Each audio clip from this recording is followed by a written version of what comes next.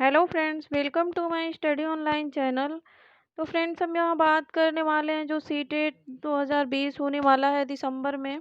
तो फ्रेंड्स, इसमें जो एनसीईआरटी किताबों का हम जो निचोड़ जो उसका बता रहे हैं उसमें से सेलेक्ट करके जो कि सीटेट एग्ज़ाम में बहुत इंपॉर्टेंट होता है फ्रेंड्स। यहाँ से पर्यावरण अध्ययन में कम से कम 15 नंबर के क्वेश्चन यहाँ बनते हैं। 15 नंबर पेडागोजी होते हैं फ्रेंड्स।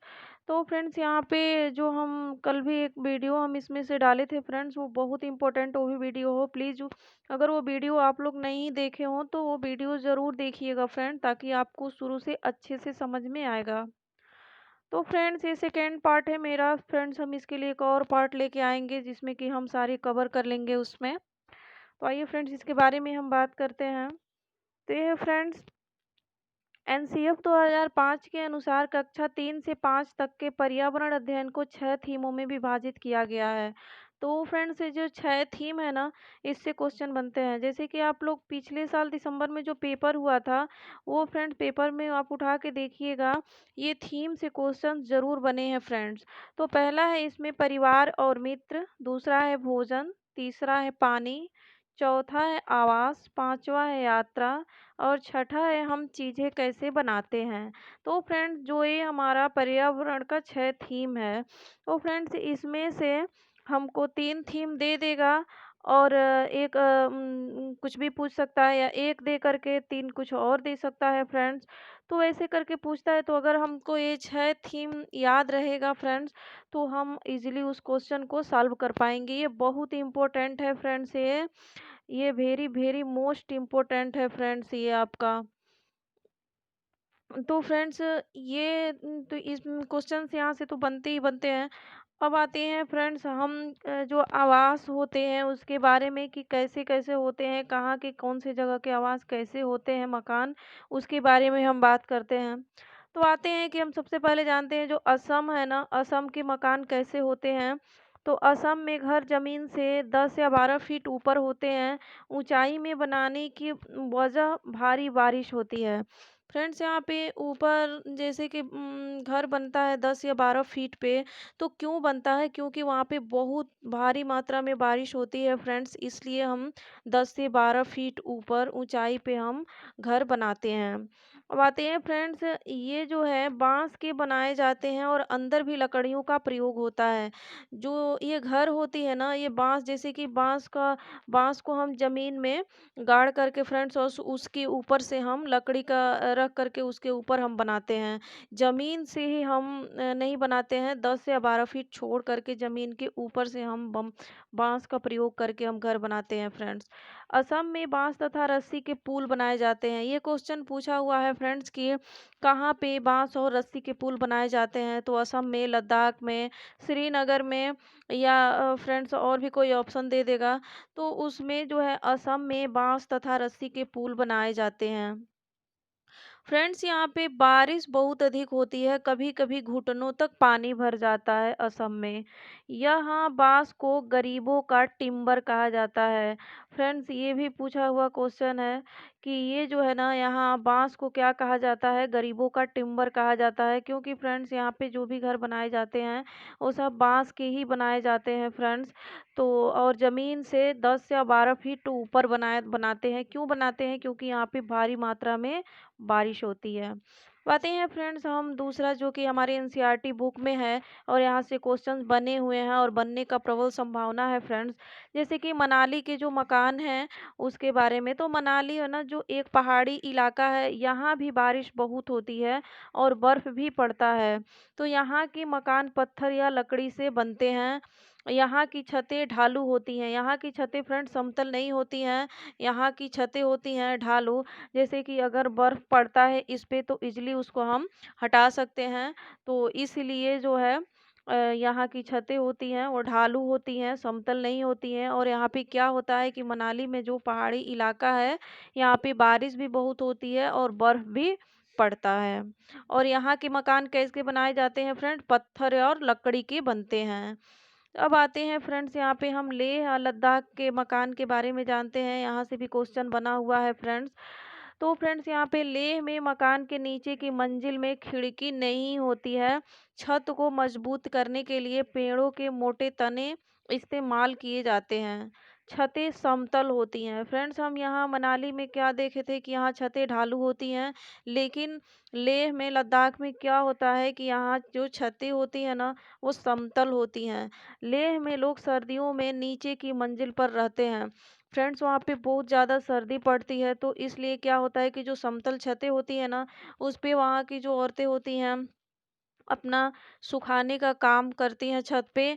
और जो है रहने का काम होता है वो जो जिसमें खिड़की नहीं होती है, निचले मंजिल के मकान में खिड़की नहीं होती है, उसमें फ्रेंड्स क्या होता है कि लोग रहते हैं सर्दियों में। अब आते हैं फ्रेंड्स अपने नेक्स्ट पॉइंट पे इसी में कि क्योंकि जो है जो लेह में जो लोग सर्दियों में नीचे की मंजिल पर रहते हैं, क्यों रहते हैं? क्योंकि मोटी मोटी दीवारें, लकड़ी के फर्श और लकड़ी छत ठंड से बचाती है। नीचे क्या होती है कि जो मोटी दीवारें होती हैं, लकड़ी के जो फर्श होते हैं, तो यहाँ पे क्या होता है कि यहाँ बहुत ठंड पड़ती है, तो इसलिए ठंड से बचने के लिए यहाँ पे लकड़ी की मोटी दीवारें और फर्श होते हैं फ्रेंड्स लेह में। अब आते हैं हमारी एनसीईआरटी बुक में दिया हुआ है कि राजस्थान के जो मकान होते हैं वो कैसे होते हैं। तो फ्रेंड्स इसके बारे में जानते हैं। यहाँ बारिश बहुत कम होती है और खूब गर्मी पड़ती है फ्रेंड्स, कहाँ पे? राजस्थान में। यहाँ के लोग मिट्टी के घरों में रहते हैं और घरों की दीवारें बहुत मोटी होती हैं। इन दीवारों को मिट्टी से लेप पोतकर सुंदर बनाया जाता है। छतें कटीली झाड़ियों की बनी होती हैं। तो फ्रेंड्स यहाँ पे राजस्थान में ये होता है कि गर्मी बहुत पड़ती है, तो यहाँ मोटी मोटी जो मिट्टी की दीवारें होती है ना, वो होती हैं। क्योंकि हम फ्रेंड्स मिट्टी की दीवारों में, आप लोग देखे होंगे गांव में, तो फ्रेंड्स वहाँ पे क्या होता है कि उसमें गर्मी नहीं होती है मिट्टी की दीवारों में।